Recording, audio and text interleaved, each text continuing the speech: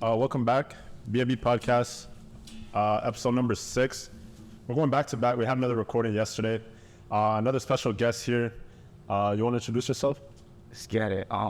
Nene, feel me? Most know me as FaZe, founder, owner of HeartsRFallin, the brand. And yeah, that's pretty much it. You want to talk about your brand a little bit, kind of just your story, how you got into it, everything. Like, there's a lot of people out here that want to start a clothing brand and stuff like that, don't necessarily know where to go, what to do. Honestly, all high school, I was just a consumer, right? Just buying. I really got into fashion and grade 11, which was like 2019. And in 2020, I was also playing football. But my career kind of went like filming off the rail and stuff like that. And whatchamacallit. I was trying to commit to that, but then COVID hit, so that there was no football season that year. So I was like, yo, I'm trying to make money, and I know I built this type of like fan base, not fan base, but like a customer, clientele base, where they just ask me where I get my stuff, like where do I, and how much was it, and etc. So then I actually just came up with this idea of starting a brand, since we obviously had, I personally had influence within that fashion culture, and plus like the football mates and everything. Like they just knew me for dressing up and etc. So then that's actually how like the idea of just starting the brand came, because I couldn't play football and I was trying to make money. At the time, not the dry snitch or anything, but like most people were just dropping, and I wasn't really trying to look into the streets for my income, and the way I can just get money and everything. So then I was like, you know what, I'm gonna start fashion trapping instead, because the legal way, and I was trying to make it cool, even though at the time it sounded mad corny. Started going to Value Village, where I get denims, or get a lot of like blend tees, and I'll just have a little design on it, and then I'll just start hand to hand selling it. So you were like reselling Value Village stuff? Yeah, like at the time, like starting off, literally on Kijiji or your story? Not even. It was literally hand to hand, just like to the people around me at first, right? Okay. Yeah, basic. So how'd you think of that? Like you walked into like Value Village. You're like, all right, let me get this.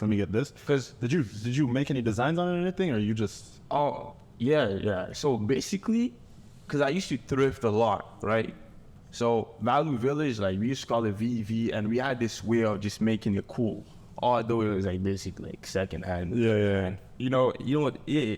So it made it cool at the time, where even like in high school, like most of the young guys already knew where we got our stuff. So like this is how you look fly, because you went to Value Village. So like it became really like kind of trendy at the time. But instead of grabbing these like designers or like whatever denims that clothes that was there, I would grab literally blanks, right? Let's say like a blank white tee, a blank black tee, blank denims, and then I'll design on it, right? I'd usually, like for the pants, I'll usually just like hand dye them, make them cool and everything. So then boom, and then sell it hand to hand, and then that was just like to that little like friend group I had at the time, and to the people around me at the time. Yeah. Damn, that's crazy. So like your brand, like what it is now, like how'd you come up with the name, like logo design, everything? The name again, it all started off like in high school, grade 11, with like the friend group I was with. We would call ourselves like HBK, like HBK, like Heartbreak Kid, where like, cause he's really kids, so we would have like a few like let's say would break hearts, and we just find it funny at the time, it's just like some childish behavior we had back then. So, and then there was this next crew called LBC, which was like lover boy, and these guys would just make fun of them because they were like lover boys, Yeah. So then I started like one day I just woke up, like literally I was watching this Lil Yachty music video, and then he was talking about like break your hearts and everything. So I was like, wait, what? I'm like, damn, like Hearts Are Falling. But at the time, I didn't have the meaning of it. I didn't know what I was talking about. It was just like, because HBK was just sounding way too much, you know, at the time. So I was like, okay, nah, I'm not trying to be like HBK. Like, everybody was talking about HBK, man. Yeah, literally. Yeah. So then, I started writing Hearts Are Falling on my pants and everything. So that's how that whole idea of even like starting a brand came up. Yeah. Because at the time, I didn't really know the meaning or like what it meant, but I was just going with it, you know. Pretty much that's it. Like, Yeah. That's crazy, bro. I didn't know you did like all that Value Village stuff. I can't lie, let's restart. So you didn't want to do HBK, you wanted to do, Yeah, so you were watching a Yachty video. Yeah, and I came up with this name, is Hearts Are Falling. And then by the time we was using a lot of slangs, right? So there was no other way to write hearts except like the way we write hearts, right? And then the R, instead of like the A-R-E, I was like big R, because you remember like we'll ask, like, let's say like we're talking to each other back in the days, we'd be like, where are you? You know what I mean? Yeah. Kind of short. So I was like, okay, the R, and then the fallen, instead of the, you feel me, NG at the end, I'm gonna just take off the G and then leave the N, you know, it's just like fallen. Yeah. Yeah, that's way more fresh. Yeah, and it was and I was like, okay, now I made it fresh. And then it's like hearts, 5 letters, fallen, 5 letters. Yeah. And then the bit. So yeah, and it's just in the middle, so everything kind of just fit. Yeah, it kind of just makes sense. It fits, basically. Yeah. So you got inspired by Yachty? Yeah. It's like, He's a fresh guy. Like, he's different. yeah. Would you say like he's kind of like an idol that you follow or something, or it was just kind of random? Honestly, bro, I can't lie. Like, Cause bro, he was painting his nails, but you were on that too. you're right. I can't lie. I've been actually like listening to Yachty since like 2015, 2016. And honestly, he's inspired me in a lot of different ways, to be honest. But I still kind of like, I feel like I've always kept my roots, you know.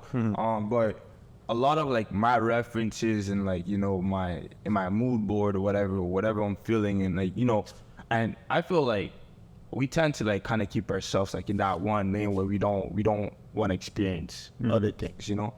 And that was like my way of kind of like getting out that box, where it's like, okay, yeah, this guy's doing this, it's cool, and we do that, right? And it's like, okay, nah. And then growing up, like, just the more, you feel me, I was growing, I was like, nah, that's not me. Can't be doing that, you know.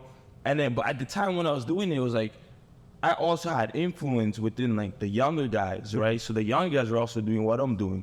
But me, it was just like, okay, nah, I'm just trying this out here. This is cool. I'm gonna keep it cool. But if it's not, it can't be on it, right? So like you mentioned, the nail painting and all that is like, yo. So there's a lot of clothing brands in Ottawa, not to bash any of them, but they're not as successful as Hearts Are Falling. Yes. What made you, like, I know you said you loved clothing and all that, but you know, it's a pretty saturated market. Like, were you hesitant to enter it or anything? No. Or you thought you'd be the best at it? Yo, honestly, just like off the charts, getting involved in anything, I wanna always be the best at it, right? Even starting off football. Remember, like, yo, like, used to go out there like, yo, nah, right? So Yeah. So football has taught me a lot of things, like a lot of the way I handle business. So like my day-to-day life, literally, football has played a big role into it, right? Like discipline, competitiveness, and you feel me? And just how like, you just, you know, like you shouldn't like fear no market or fear nothing. So I came, and obviously, as much as like a lot of people, let's say like football, I'm saying like a lot of people play your position, but what makes you the best at that position, right?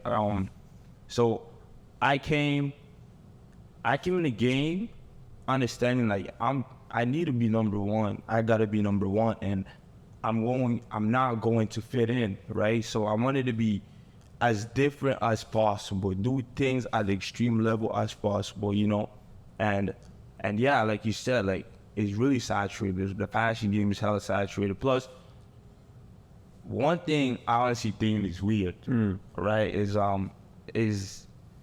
the people that are to come, you know, and the people that would not, like, because when you get when you get inspired by someone or you get inspired by something, at one point the credits is given, right? I don't know, but we learned that in high school, like plagiat. There's a lot of plagiat. Yeah, for sure. You know, So are you trying to say like have people copied you? Yeah. yes, a bunch. I remember the first headwear. It was like a mask headwear. It kind of went viral. And then I remember a lot of people just got into it right away. Even people, I'm not just talking just people in the city, but a lot of different people, like Alibaba was making a bunch of fake ones, right, and selling them. They probably made more revenue than I did. Yeah. Like I was telling you, feel me? Like I was talking to my dad over before we even started this this topic related to stock, is that I never actually got to pay myself, right? Because every flip was another reinvestment, you feel me, to my next project.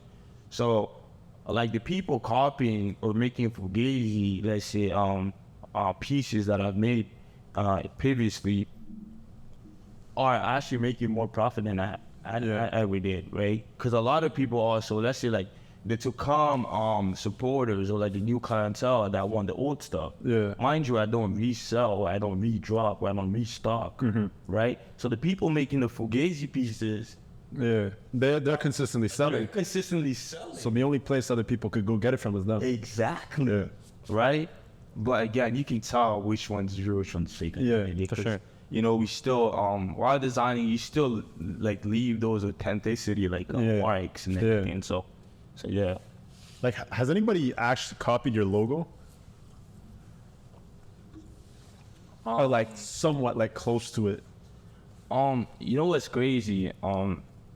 My first capsule, because I never dropped a collection, never really had like a full project. My first capsule was Bozy, and that's when a lot of negative things was actually happening in Iran, like in the year like 2020, you know, around then, like end of 2020 type beat. And I remember I used an Arabic font, but if you actually look at the font, like, because people didn't really understand the font. Yeah. So I had a lot of people, like, you know, a lot of Arabs, you feel me, for being honest, a lot of Arabs coming at me like, yo, bro, that's not even how you write in Arabic, this, that. And then I'm like, oh. And what's crazy is, like, at the time, I wasn't as expressive as I am now, right? I wasn't really talking about, yo, what inspired this project? What, like, you know, why it's written the way it's written. Why is it written the way it's written? And why did you use this font? But you gotta understand, a lot of people don't really understand fonts, right? I could have, like, let's say, like a Chinese written font, something like that. And then it could still see HeartsRFallin, but in that style, right? They don't understand that a font is the style of, like, letters. So at the time, I had a lot of, like, just negative feedbacks. And I'm gonna search up this design while you're talking. Yeah. And I guess that's because, and then that's when, like, a lot of people started kind of giving attention to this brand. Yeah. And they thought it was an Arabic, like, brand, like an Arab, like, brand, right? And it was like, no, it's not. And I never really got to explain it, I guess, until today. Yeah. Because I was like, I'm not trying to get bad for these people. But the thing is, too, like, at the end of the day, you're an artist. Yeah. Right?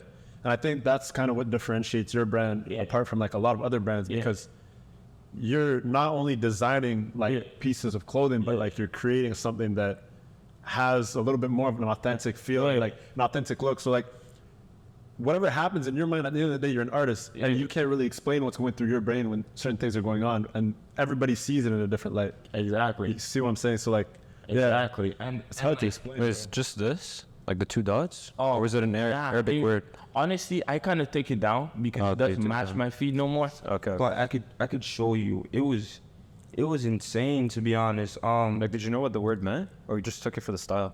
It was literally just the style. Like it was a font. Like, when I tell you a font, it was literally just a font. See if I'm gonna read the word. See if that's why they got mad, like, for the meaning. Yeah, no, I got you. So it was this. Right? And then they were like, yo, that's not even how you write it. Because you know what's crazy?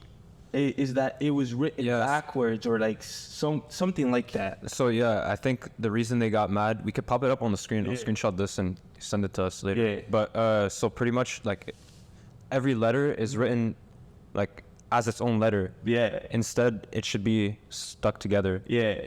So it should be connecting. So they might have got mad about that. And then to be honest, reading the word, like I don't understand it. Yeah. Literally. But yeah, so hold on. But like, why does it cause a problem?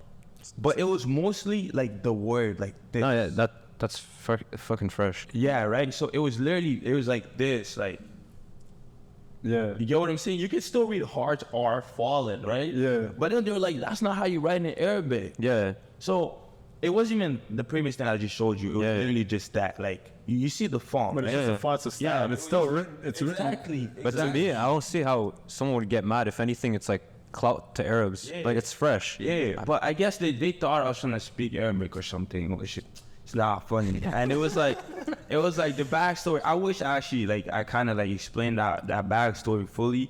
And then it was inspired by what was happening in Iran, so I used the font, whatever. And then after that, I think people actually discovered, like after a few years, I think like 2021, people actually discovered like, yo, it was just the font. Like that's because a lot of other brands, like let's say like V-Lone, like a lot of other brands like Spider, like, you feel me? A lot of other brands started using these fancy fonts like that. It was kind of like, let's say like 3 fonts mixed together, or like 5 fonts mixed together, right?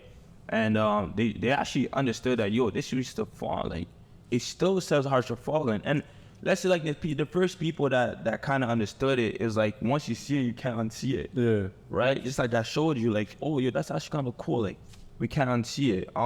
So then I'd say that's when a lot of people actually got into fonts. Like, not just like, I'm not talking about like the internet. I'm talking about like literally like the people in the city, you know, they got into fonts. They started, I guess, getting their own brand more, like paying attention to their brand more, and trying different other things. Yeah. So I guess a few people, you know, definitely like just like the question was at the bit, right? Yeah. Kind of, yeah. So one question I have, and I'm sure like Mario, we've kind of been through this before as well. So at the beginning of the pod, you were talking about how you were trying to figure out how you can make money, right? Yeah. And obviously at the point that you're at now, like with your brand and everything, what is your vision now? Like what kind of drives you? And the reason I ask is because for us, like we've spoken about this, and it was like at first getting into business, it was honestly about money. Yeah. And at this point, it's something more we're just passionate about. Like we don't really care about the money now all that much. Like we kind of just do what we do on a regular basis. So like, how did that goal like kind of affect, or how does that goal kind of like play off now? Like, how do you see it? Like, is it still just for the money, or like what's going on in your mind? Honestly, like I said, like I wanted to make money, right? Cause I didn't have football, and no, you feel me? I wasn't trying to go into a lot of other things I was trying to at the time. What's crazy is that from then to now, honestly, what changed is the passion to create. Like, I can't lie to you. It's more like I really love it, and it's more than just the money, right? After accomplishing like, a couple things, like, you feel me, a couple ideas I had in mind. Just like, I don't know if you guys heard about that mall takeover. Yeah, I was gonna ask about that after. You know, if you want to go into it. Yeah, we'll go into it afterwards. But afterwards, you see, after getting those sales, I mean, like, even before that, right? Just selling to people actually buying your gear, having, you know, positive feedbacks, like, oh, wow, like, because a lot of the clothes, the garments I make, they have, like, these detailing where, like, you can't see it in a picture, right? Unless I show you it in a picture or in a campaign, you don't really see it.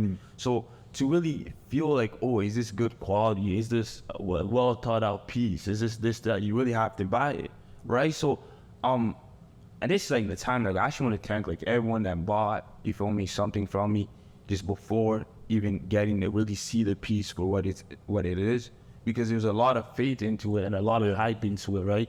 But then the more people actually kept buying and wearing it, and let's say taking a picture in it, they realized like there's some cool features in it. Let's say like Like they'll think a hoodie has a zipper, but it wouldn't have a zipper. Right? Be like, oh shoot, there's no zipper. Wow. I hate this guy. I just I hate this guy for you. There's no zipper. Wow. I'm a sweater, And I'm trying to put shit in back. and what's crazy is like they would DM me. They'll be like, so why isn't there no zippers in this? And then it was like my true intention behind a few, because every piece I ever made has true meaning to it, right? Let's say let's go to the first piece. It's like the hearts are falling, going around it to zip up. It just means like regardless of everything going around us, you feel me? Although hearts are falling all around us, we're here, right? And hearts are falling as like the meaning of the word.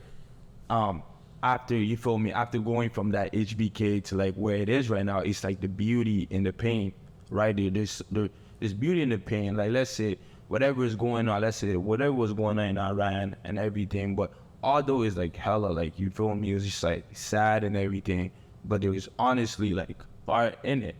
And I hate to say that because people would look at it like, oh, yo, so you're using tragedy to make art, and then no, it's not. It's just like that's the way we express, let's say, real life, right? In all my garments right now, as a tag, it says like conceptualizing life in the form of art, right? And it's like literally like I'm honestly conceptualizing life, like real life that's happening. Let's say today, tomorrow, yesterday. That's what I'm doing, right? And I'm literally conceptualizing that in the form of art. So however I can come up with that design or with that art, that masterpiece that can simply like express this, and you feel me? And it's one of those like it always leaves you in that like, oh wow, like, right? So I guess that's the best feeling to it, because again, like someone, like, let's go back to what I was talking about. When someone says, like, let's say they buy a piece and then they expect pockets and they don't get pockets, they're like, say a word, you know? And it's like that emotion, it like, I don't know, but I find so much, like, I find like beauty in it, because you expected something that you didn't get, or you wouldn't expect it and then you will get it. And that's like you feel me? I feel like that's life. Yeah. Right? Like you just like how you were saying, you're trying to put something in your pocket and you realize there's no pocket. So you had to switch it up. But then it's like, imagine you buying a hoodie, knowing that hoodies always have pockets, and then this one hoodie has no pockets. Right? And understand that message, and understand like what it leaves like in your mind now. You know that this hoodie does have a pocket. So whatever you want to rock this hoodie with, you gotta make sure you have pockets. You have somewhere to put your phone, because the hoodie itself has no pocket. And the initial message within that specific hoodie that we're talking about, it was the fact that I didn't want you to wear it to feel all cozy and lay down with it. I wanted you to rock it to actually like show it off, like really, like, you know, don't get all comfortable and cozy in it. You know, be more, let's say, like, be more expressive with it. You know, and yeah. Sick. You want to talk about the mall pop-up? Yeah. So what led to that? How was the booking? Did you have any trouble? Any stories about it? Yeah, bro. I have a bunch, to be honest. Before it, there's a lot of things you was doing where we was just dropping clothes. And then it kept, like, I had this feeling in my heart that was just like, it just felt like I was just taking. You know what? And, you know, like, although I was delivering, of course, it just still just felt like, wow. I always speak about being this community guy, being for the people and everything, but I've been just kind of staying from the people, right? And I was like, okay, now I need something. I need to do something that's to literally just give back to the people. Like, however we're gonna do it, we're gonna have to make it, you know, go crazy and just something no one has ever seen before. And then I got into like guerrilla marketing, which was like just a bunch of ideas of like, yo, how can get the people out, or this, that. And I realized, the year before that, I did have a pop-up shop. Remember, I had a pop-up shop that we hear, whatever. And then down the line, and that was like, that basically started like as in like people started making that specific day, which is Boxing Day, HRF Day, right? Because they know like, yo, on Boxing Day, HRF goes crazy, this, that. So I was like, okay, so for this Boxing Day, we're gonna do something crazy, right? And people were just like, yo, what do you mean crazy? What do you mean crazy? And obviously, I honestly, like, I kind of like, I did the most, not the most, but like, I didn't want to explain it too much because I know like the people on my team, they're not on go, right? They're not always like, you know, ready to kind of, like, let's say like break a law or, you know, so it was one of those, like, I didn't really want to go into detail. I was telling me, yo, we'll do some crazy. And then, within that time period too, I was mentoring a group of young individuals, like the young guys, and we were kind of like, I was teaching them how to screen print. I was teaching them how to basically build their own brand, right? And we started this, I started like, let's say we started up their page, the Instagram page, and I was like, yo, for this, honestly, to see this, like, for you to see if this is the right idea and if you have the following for it, right? Because these guys are still in high school and everything. I was like, okay, this is a challenge to you guys. Make a page and get 500 followers in the next 2 weeks.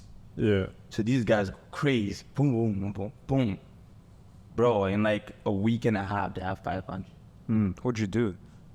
I didn't do anything. I just challenged them. I said, because they're still in high school. Remember, high school is one of those, like, if you're a pretty cool kid or a popular kid, you won't get Yeah. You know, like, Oh, so they just shouted out the page and stuff? yeah. Okay. You know, it's like, yo, if you mess with us, yo, go follow it, this, that. And what's crazy is that I always tell myself, like, what if I had a drag in high school? Yeah.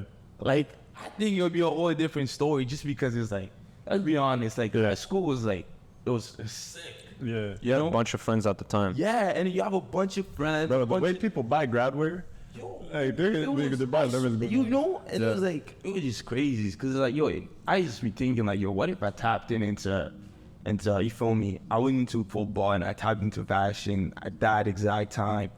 Couldn't have been the one designing the grad wear, you know? Yeah. Just, who knows? But anyways, so these guys go like, I'm telling you, a week and a half, they come back, they're like, yo, we have 500. Oh, shit. Was it one page or 2 pages? It's one page. Yeah. One page, right? Because there's like 5 guys in the group, and they're kind of all, like 2 guys go to a French school, 3 guys go to English school. And then 2 guys within that 5, they go to the same school. Okay, so how many people you got on the team right now? So Just a side question. So on my team or on their team? Because these are the guys that I was just mentoring. Oh, okay, mentoring. Okay. Yeah. So these are the young guys in high school that I'm mentoring because they want to start a brand and everything. Okay. So boom, they come back and they have 500. Long story short, I'm like, yo, that's pretty fast. So I'm like, okay, let's get 1,000 and it's up. They go for it, boom, boom, boom. They're pushing it. And then I think right now they're like 750. But that's just because like, they kind of stopped, right? Because the reason why they stopped doing that is exactly of the reason, like I'm about to say right now. But whatchamacallit, yeah. So we had this.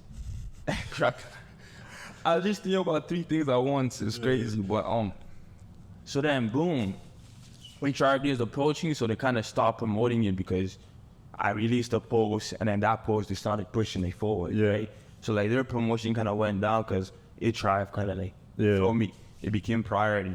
So boom, boom, boom, everyone's pushing it. Everyone's saying, yo, come on.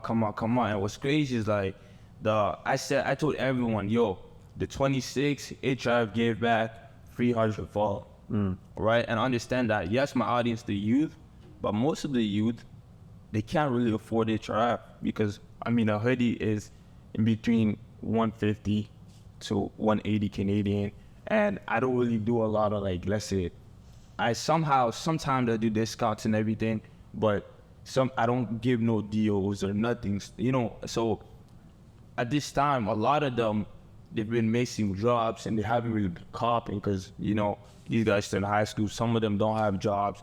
So again, I kind of put myself in their, you feel me, in their shoes, and I was like, okay, boom. So on the poster, it was like, yo, HRF give back, this, that. At this time, at 3 p.m., you gotta find us.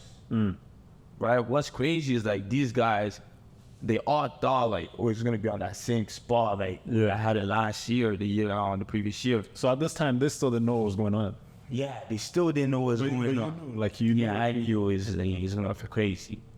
Like you already had the idea, like everything. Yeah. And there's a lot of imaginations though, you know, but it was like, nah, I believe it. It's, you know, it's gonna happen. So I told everyone in my, like, we're kind of all like putting the word out, I told all the kids, tell the kids at high school, this was happening. Tell everyone this, that. Then obviously, I kind of still focus on my age group, like, so I Keep going. I still put you feel me, the message out and everything. Time go by, it's the day of, right? So I get these guys, a few cameramans with me. I get all these guys, they're like literally my guys, and same guys that shoot my campaigns and everything. So I tell these guys, okay, let's get it, like it's go time. They come to the lab, because I had my lab on baseline, whatever. They come to the lab, we're packing up stuff, and then as we're counting, we had about like 300-400 clothes, like some pieces of clothes. And it was like, that was money, because that was like, I wouldn't say dead stock, because let's say I have 100% of my stock, right? I only sell 8. Yeah. Like literally, I only put 80 online. Yeah. Right. So the 20, I either have it either for the hand-to-hand, or if there's a pop-up shop, or if there's like, let's say a fashion show that I want to showcase a few things, and I've used it. So that's like all those 20% of everything or whatever. So it comes down to like 300, 400 pieces of clothes. I'm like, okay, bet. So we go, and the crazy thing is that we're driving there. So we get there, we're parking, whatever. I get a phone call, and then someone from back in high school. They call me. They're like, Nene, do you know how crazy the mall is right now? Like, you got these kids going crazy. Everyone's crazy. I'm like, yo, what are you guys talking about? Yo, we didn't even pop out yet. Yeah. And I was like, yo, just don't bring anything in yet. Just come inside and see. So this time we already have, like, let's say we have a van and everything's in the van, right? But we still go inside. Like, I go inside, I was like, yo, I'm not trying to be recognized. So I'm wearing some neck stuff, like literally.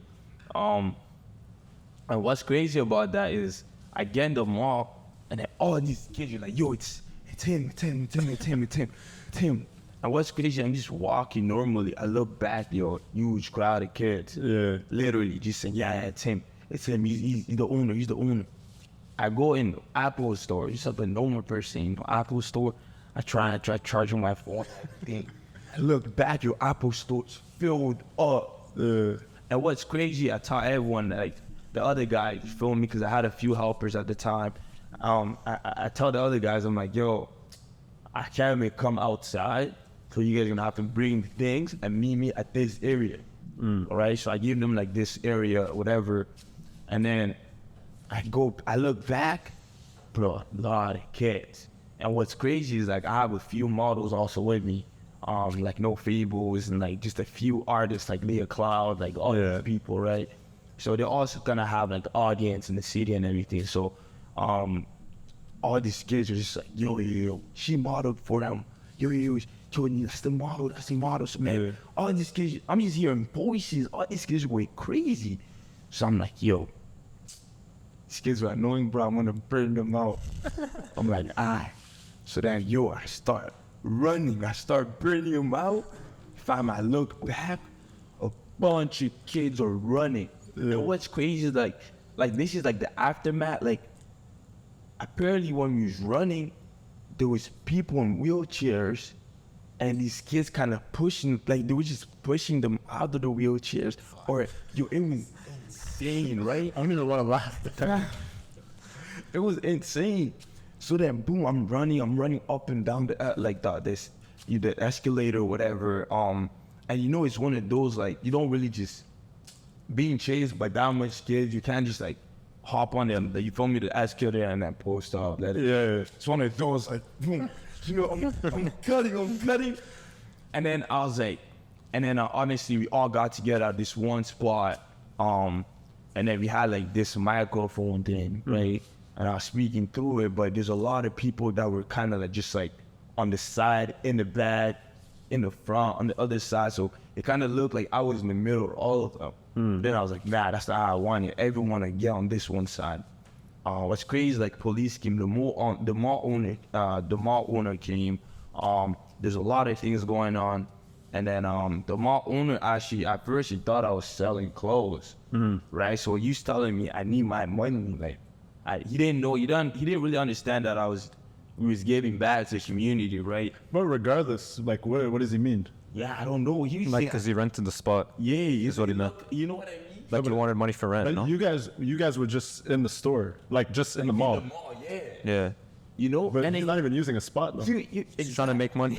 you know, and then he's doing this. He's like, I need my money. And what's crazy was like, I had like my other guy, Kevin Z. I had my guy just talking to him, like talking to the mall owner and the police. Yeah. And the police was like, they basically wanted to be advice for forwards so they could be like on our team. But like the thing is, you never know that. Next thing you know, you get there, but like, yeah, you're not coming in. Yeah, you know, so honestly, it's one of those, like, I kind of just, you know, these are like everything I'm hearing, like, after the event, but like, when it was happening, I was cheesed. I was so mad because understand that, like, I was like in this emotion where, like, a lot of people weren't listening, and these are like 400, 500, like 600 kids. Holy shit. Yeah. Like, the mall is packed. Then they're not listening. Yeah. So I'm telling them, I'm like, all the people that's on my left, I was like, bro, everyone get here. If you're on this side, you're not getting no clothes. Like, I'm not throwing the clothes down there. I'm not, you know, like, I'm not QB, bro. Like, like, you know, it won't even reach down there. So I'm telling everyone, come close, like, come on this side. And it was one of those, like, boom, boom, boom. So I had like 3 boxes. Actually I had like 4 boxes. 2 boxes, we just threw it out, boom, boom, for the first people. And then tell me how all these kids a lot of these kids just had clothes, whatever. But me, I already knew. I was like, yo, these kids in front with clothes, by the time they get in the back, they won't have clothes. Yeah, they're getting robbed. They're getting robbed. I'm like, yo, it's crazy. Okay, but yeah, so you said 10 to 15 grand you threw, give or take. What was like the feedback on that? The feedback on that, honestly, there was like 2 parties, right? Parties that didn't get anything, right? Yeah. That didn't get to really receive, like, go back with some free HRF. They basically just, they thought like we didn't throw enough clothes. Yeah. They want to eat. But again, it was obviously, you know, you face those You challenges. gave what you had, man. But, you know, not everyone's satisfied, but for the people that got to grab something, some of them was like the first every time really owning a piece, right? Yeah. So they got to show it off, they got to rock it, they got to even make profit off of it. What's crazy though is the people that go on Facebook Market and try reselling us HeartsRFallin. No way. Yeah, it's my corny because like, what are you doing? Could have gave it to someone that actually wanted it. Yeah, no cap. I don't know why. Like, why? So moving forward, I just wanted to ask if you want to share it. What's your biggest month ever? My In terms of sales. That was a good question. What's weird is that I don't really operate in months. I operate more like in seasons, right? Yeah. It's like spring, summer, and then fall, winter, Yeah. right? I would say fall, winter, because fall, winter, everyone's kind of Trying to get fly while it's cold. Yeah. So those, you know, when you release beans, certain products, Yeah. they tend to make more numbers than the other products, you know. So I'd say fall, winter for me. But honestly, for other people, but I guess it goes hand to hand because it depends, you know. But I would say fall and winter because again, everyone's kind of putting their summer gear away, Yeah. trying to get out, you know, that cozy fly and, you know, no cap. So yeah. I'm looking for a number though. Oh, a number. If you want to share it, yeah. If you're comfortable. Yeah. Nah, I'm okay with it. I would say, according to last fall and winter, I definitely made the most number that I obviously never made before. Which was around 26 a max. Yeah. Like the whole thing, 26 a max. And it's not like one drop. Yeah, that's crazy. Yeah.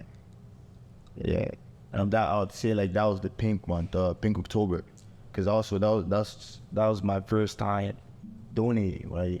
For the breast cancer awareness month. And then we have a bunch of like pink products, everything dropping in pink, and that's if I could show you here, that was literally. I remember that drop. Yeah, it was the drop that we made the most. I guess that we dropped the most diversified pieces where we had like the more hair, which was like the more hair. And like we had like a drop where it was just like only women. I'd say the pink one. So how many people are like working with you like actively on your team? I have two different groups. I have the next generation, which is like the HR next gen, and then I have the board team. And on the board team, I have a financial advisor on artists. Although I design, there's a crazy artist in me. His name is Sire. Sire bad dude, and he also plays football. Surprisingly, been knowing him like since Myers, literally. He goes to school for designing, graphic designing, and all that. So him art wise, he's mental, right? And then I have a creative director, which is someone that just presents the campaigns and basically the visionary, right? And that's this is. And he goes crazy with ideas and how to present. Let's say I'll tell him, yo, you have this capsule basically to present to the people, and he comes up with the campaign, the mood board, the photos, and then that's so I said the financial advisor, the artist, the creative director, and then there's myself, which is I kind of just generate everywhere. But I have a say into like the whole kind of like I don't know, like an ego, everything, everything. And then I didn't really go deep in detail with the next gen, but the next gen we have like a few of these young guys that are still in high school, that are really out there, as in like, they're trendsetters, they have influence, within their schools. Those popular, there's popular young guys that just want to, be fly and try a bunch of different things and they help a lot with the marketing, the sales. They help a lot with really spreading the word out, right? Which is a really big key of this whole entire brand, because again, like they are literally the target audience, And you're telling me you never spent on ads, right? Yeah, never. I honestly wanted to. I was about to get into it. I think it was last summer. Okay, I actually messaged Shelton. I'm like, yo, bro, never ran ads before, but I'm trying to get into it. I'm gonna run ads, this, that. But that was just like, that was one of those great times, like, where like, bro, I was just thinking, like, I personally thought I wasn't generating enough. I still remember what I told them too. Yeah, enough money. And what's crazy is like, I just thought, because I wanted to expand and scale, right? I have a lot of, I wouldn't say limited stock, but what's crazy again, like, I don't know how things work, but I came into this business thinking, like, not thinking, but believing that I don't really need to pay ads, because the following that I have and the numbers of product that I have, right? It's more than enough just to sell out. Yeah. You know what I'm saying? So I never really understood that aspect of ads, because also I didn't really scale big within like my stock, right? And yeah. So moving forward, would you want to scale, like hit Europe, Asia, all these other continents, even maybe the States? I don't know if you tapped in there, or if it's just a local thing or just a Canada thing or Ontario, whatever. So yeah, what's the vision with that? What's crazy is that since I never really got into ads, right? And my things has always been like hella exclusive, and like if it's there, then it's there. But once it's not there no more, you never get it. Right? That's how, like, that's the agenda we've been pushing forward. And what's crazy about that is that, damn, I just lost my train of thoughts. But what's crazy about that is that I came with this new system where so I only sell to 100 people. No matter the stock I have, let's say I have 300, whatever, right? 300 hertz. Right? Yeah. I'm only selling to 100 people, right? But what's crazy about that is that it brings this hype to the brand that, like, I don't know, but it's such a special hype, because when you think about it, is let's say I'm only selling to 100 people, right? And I say the first one to order gets their order for free, so we refund you and still get the order you got, right? So let's say, like, you think you're the first one to order, so you go crazy on your order. Yeah, it incentivizes people to. Thinking like you are the first one, Crazy. Yeah, but then it was you, Yeah. right? And what's crazy about that is that, so the first one to order gets it for free, and the 101st person gets their order canceled and refunded. So I go on Shopify, I start counting from the first order, right? So 1, 2, 3, 4, 5, whatever, so 100. And then let's say sometimes I get like 130, but that's like within like the first, let's say, 24 hours, Yeah. right? So then I just go, I count to 100, and then I stop there, and then all those other orders I just cancel. Yeah.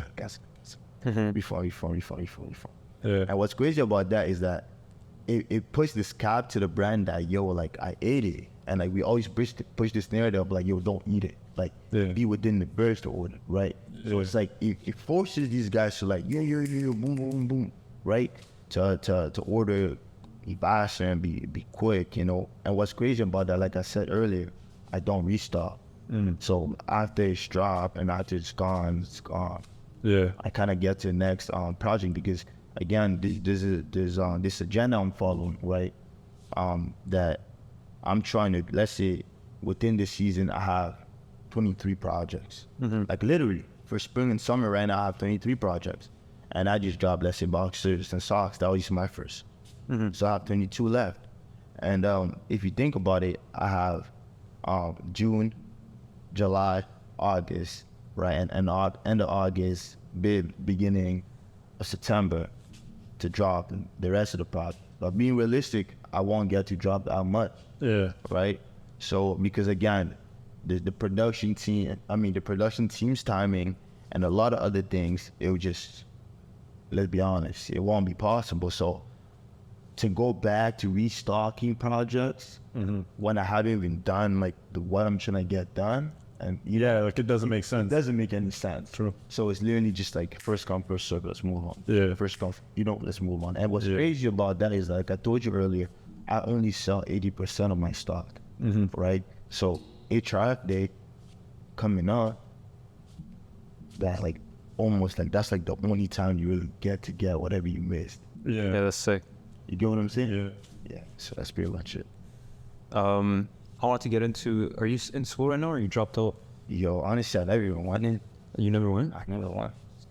Did you get like? How did your parents feel about that? Honestly, my mom was pushing that football agenda hard, you know, because I was committed. Like, when I tell you, like, it was a bit like I felt her pain, but it's one of those, like, you know, when you make a decision that you want to really stay on it, although, like, the people around you are probably like, yo, bro, you're actually good, bro. Like, bro, why'd you let up? But it's like, as much as I wanted it, it's like, yo, the timing was not making any sense. And so, let's say, you know how these people, like, I don't know, I wouldn't call them these people, but, like, you know, like, how, like, let's say they wouldn't have a season, or, like, they want to play, I don't know, summer ball or some shit, and, like, they would just train without playing. I wasn't one of those guys, like, I can't just train and not play. Yeah, like, you're trying to play. Yeah, like, I was trying to play, I was trying to get into it right away, you know.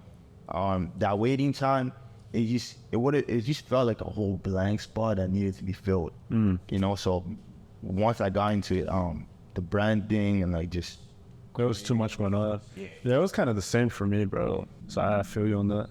Yeah. Right on. Get on the controversy, something a bit funny. You want to touch up on apparently there was beef between you and another local brand here in Ottawa. So you want to touch up on that? Honestly, I think a lot of people on the internet are like, at least in the city, are entertained by it. So To me, it's entertaining.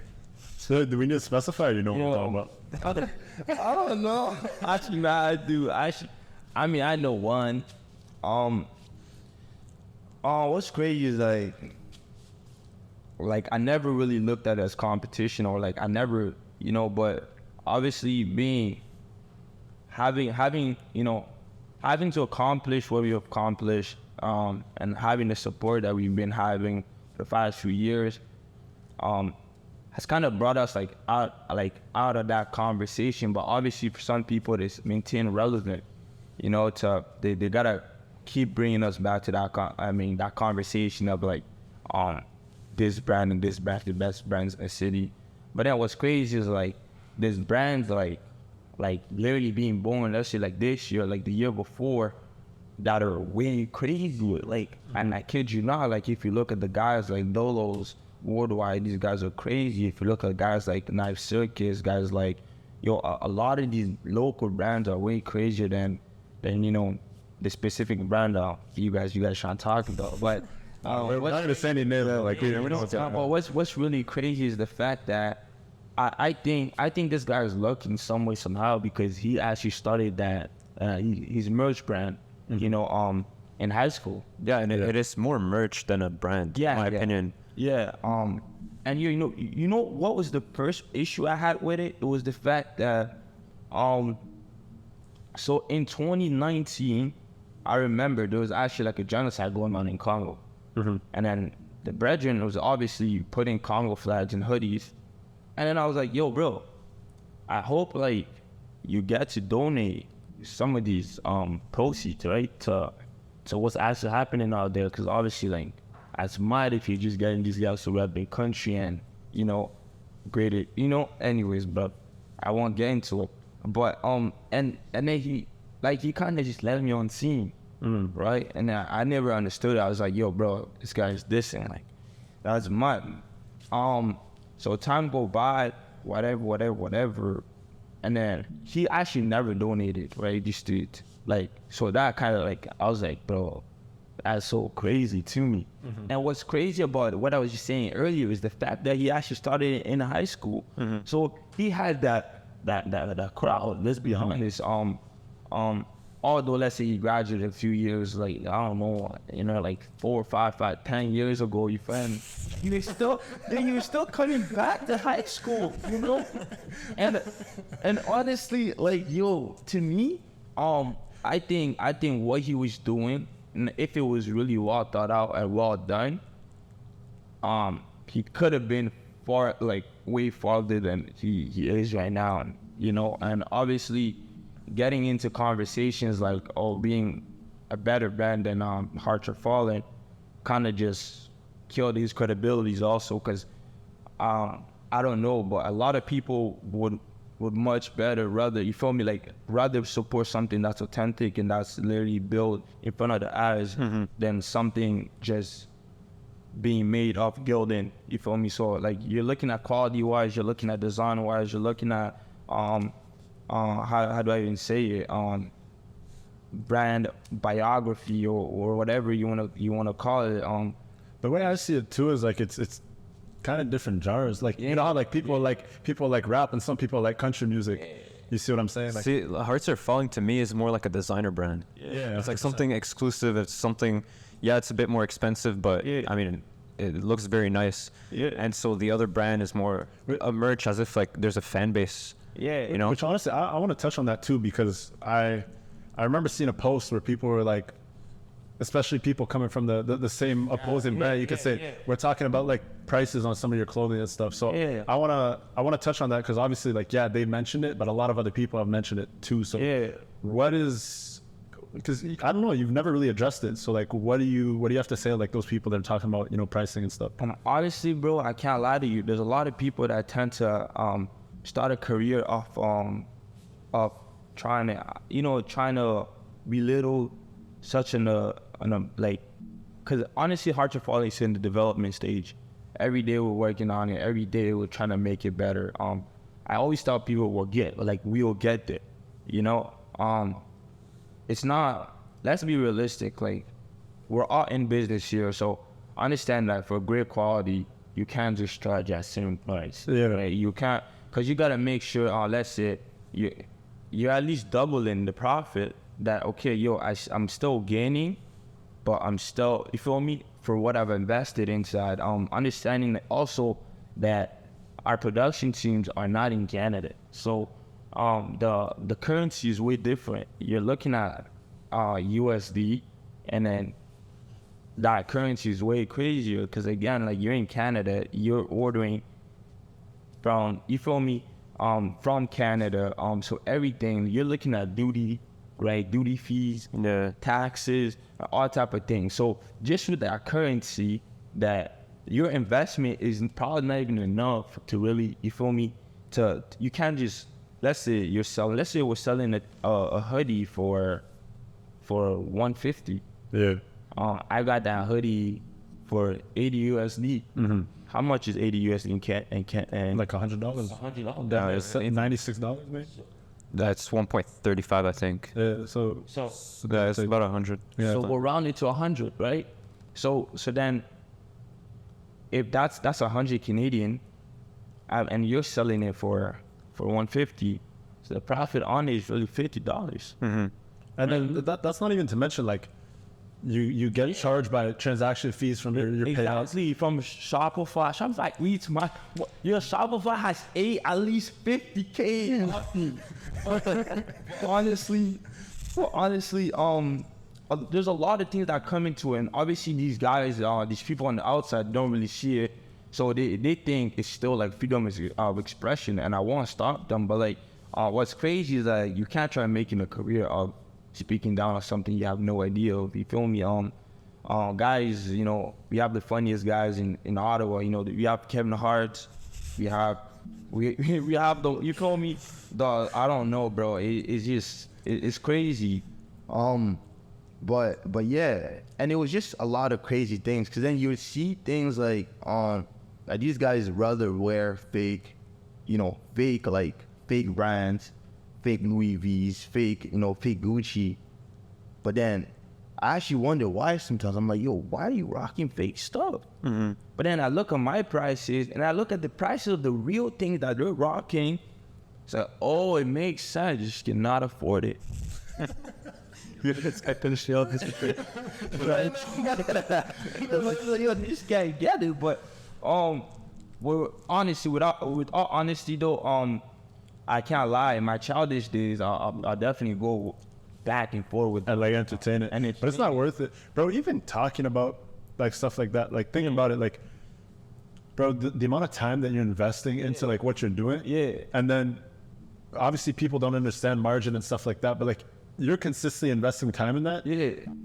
Yo, at some point in time, like, one piece could sell for $1,000. Literally. You know what I mean? Literally. So obviously people won't understand that, and it really just comes down to like the type of vision that you have for what you're doing and the type of vision that somebody else has for their brand. Like, Yeah. without being too specific, but at the end of the day, we all know what I'm talking about. Yeah. There's different brands, hence HeartsRFallin, that have seen progress in the type of stuff that they've released. Yeah. And there's other brands that have been releasing the same clothing for 10 years. Mm-hmm. You see what I'm saying? So Right. there, And I still haven't donated. Donate, bro. Donate. Bro, donate. But yeah, and yo, what's crazy is like I was telling my bro earlier, there's a lot of us that didn't go to school for what we're doing, yeah, right? So there's a lot of risk taking and doing and learning, and not learning and doing. yeah. You know what I'm saying? I think there's a big difference that people like kind of like let it go over their heads. When you do, you tend to really just pick up on your mistakes off the risks you took. So you Yeah. accept the loss for what it is, but then you charge it to the game. Yeah. Learning is trying to avoid all type of mistakes, right? Yeah. That could also pay, that could teach you such a big Yeah. role. And, according to what you're obviously doing, therefore, it leads to a lot of that, you know, misinterpretation and like miscommunication to people, you know, thinking they can just say anything about this one thing that you've been investing in. Right? Because I always tell people, like, your time is probably your biggest currency. But you can't be getting it back. Exactly. Think about it. And we were talking earlier, I don't know if you want to go into that as well.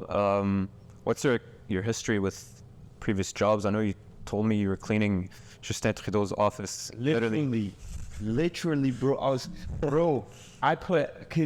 Honestly, because I was saying, I've never really paid myself, right, of HeartsRFallin, because it was just constant, So you have to buy more inventory. flips and flips. And what's crazy about that is that sometimes though, and I did that a lot of times where I'm like, bro, I should have put more bread. Like, because I'd find myself, like, I'd have a lot of money in stock. I have a lot of money, let's say, in invested projects, you know, the upcoming projects and everything. But it's in my pocket wise, and I'm like, yo, I actually don't have no bread. Like, I need money. So then I kind of just put a pause in my creating, like, my process and everything, and I'll go into just working. And at this point, I get this job, like, get this cleaning job. How long ago was this? Yo, it was basically this time last year. I can't lie to you, like, the week after my birthday or something. So it's still in May. Get this job, it's a cleaning job. I have to, you know, clean the windows and everything. Next thing you know, these guys just walking by, they're like, yeah, this is Trudeau's office. This time, bro, I'm actually in Trudeau's office. Cleaning it. Boom, boom, boom, I'm cleaning it. What's crazy is that, like, bro, I'd always talk to, like, the people, like, you know, that are there too, like, and I'll tell them, like, yeah, I will brand a design, this, that, and tell me, what are you doing here? You know, and I was like, bro, then I actually started asking myself, like, yo, what am I actually doing here? And I realized the only reason I'm here is for money. But then I could also be getting, if I really focus on what I truly want, I can also make money, right? So what's crazy about that though, it was affecting me in such a like a big, like, there's a deeper thing happening with this money thing, because I would put money in such a high pedestal that I'll go running after money than really running after what I like. Which was like, okay, let's say when I wanted money and when I was, let's say, working for money, I wasn't creating at all. And when I was creating this, that money was gonna, like, eventually always came. But what's crazy is that, like I wouldn't always have money in my pockets. And that blank spot is where I always try filling it up. But what's crazy, like, you want to always keep going. Right? And I put money in that high pedestal. So I started leaning more into that, like, that passion I have for creating. Although money wasn't there, that years were there. And my ideas automatically made me money. It's not in the moment. Right? So that's kind of how, like, I kind of started breaking it off then, you know. So how long did you stay there? I quit, like, in, like, the next, like, 3 weeks. Because it was bi-week payment, right? And it was crazy because I hate bi-week payment. No, I hate it. Because it's one of those, like, I want to get paid, like, the day that you work. Actually, like, the day off, like, just pay me, you know? But what's crazy is, like, it kind of held me hostage because I was like, bro, I'm already here. Now I think of this. But if I quit, I want to make it enough. But the time I just put in, you know? So what I actually do is, like, okay, bun it. I'm going to just get my pay, and then I'm going to cut. And then, I got my pay, and I left, never looked back. So, do you have any other questions? I think I'm good. I think the last thing I want to touch on, because I think it's a huge thing, before we end it, like, the whole support thing, right? Because I feel like one of the most common misconceptions that I see with a lot of people that either are an artist, like they have a brand, or like they run something, is that there's a certain amount of support that's, like, expected from people within the city, but when you run something at scale, like, your demographic maybe isn't the people that are here.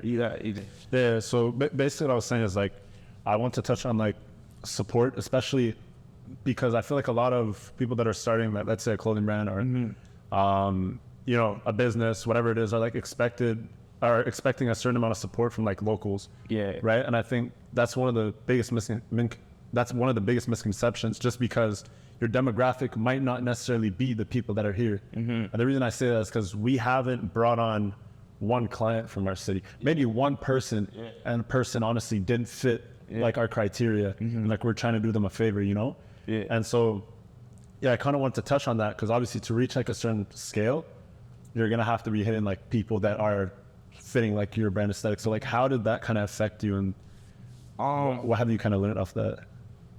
Honestly,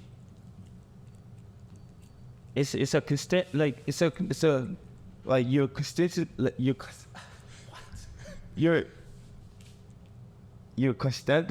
constantly. Yeah, I think that's the word. Consistently. Yeah, that's the word. You're consistently learning. Like, it's always like, it's teaching us, like, it never ends, right? So let's say like you have the criteria or whatever, like you said, and that, you know, like, most of the people are not, let's say they don't match criteria, but it's like not just yet. Yeah. Right? Because let's say like what you have right now can be way too ahead. Like, you can be ahead of your time and you're not realizing it, but then you're blaming yourself for not receiving the support that you should be receiving, right? And a lot of that, it should just be an understanding of where we're at and where we're heading to, right? And understanding that a lot of the time, like, I would say, like, if I'm being honest, it's literally just this year that I'm actually realizing the support that I have in this city or in other cities, right? Back then, like, starting off, I didn't, like, the support was not there as much, right? But, like I said, so it's understanding that, like, yo, most of these ideas are so futuristic. Yeah. Like, what you're on is so futuristic. Like a lot of people, I think your market is probably going to be the guys coming out of high school. But you don't know that because you're so focused on the guys, let's say, doing that or uni or whatever. You know?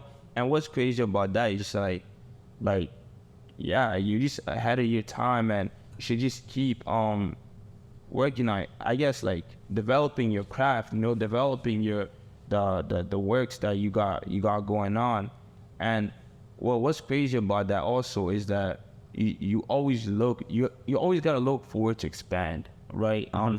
Let's say, example for me, like HeartsRFallin, it wasn't, there was support, but there wasn't that much support as, like, I thought, like, yeah, I could do a pop-up shop here. So what I did was, like, I kind of went away from the city.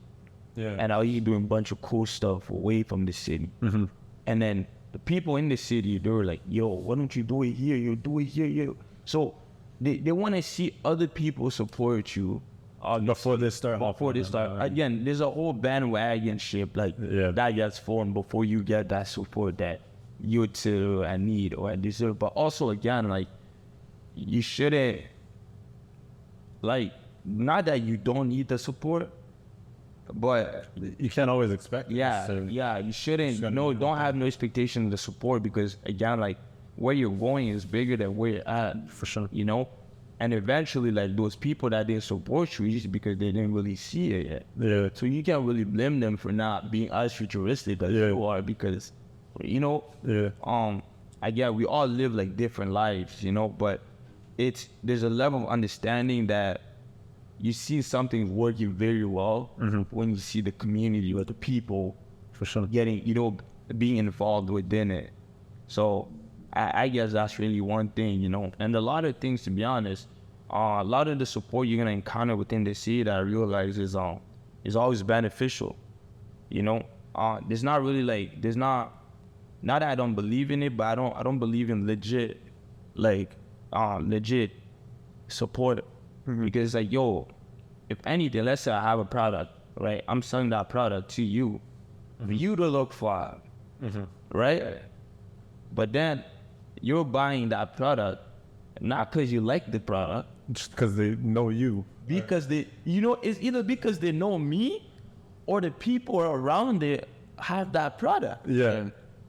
Right? Yeah. So you know, support can come on any form, any shape, and it's like, at the end, it is still support. Yeah. You know? And it's like, that's where you shouldn't really care, because once you get into it, it's a whole, like, I'd say, like, a distraction scheme, you know, that just, like, it's a word that's put there to, let's say, because the more you focus on it, the more you kind of lack on your craft, and then the more you kind of like downgrade from that, me thinking ahead, now I'm thinking in the point. Yeah. You know, and you want to avoid that state at all costs, to be honest.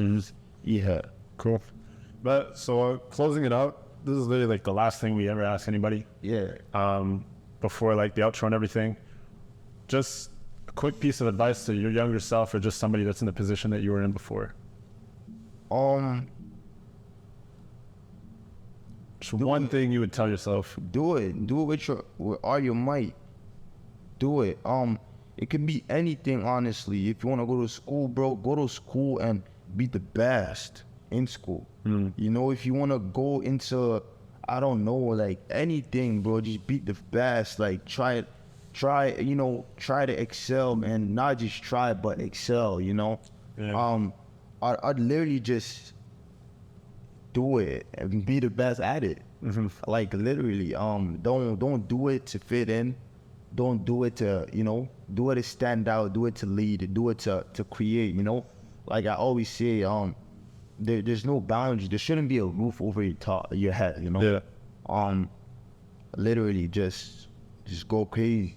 Yeah. Crazy. Build a foundation that people can't tell if it's a city being built, a house being built, or you feel me, a pool being built, a restaurant. So according to that foundation you build, just have it, you think big, you know? Yeah. Like literally, like do it, and if you're gonna do it with all your might.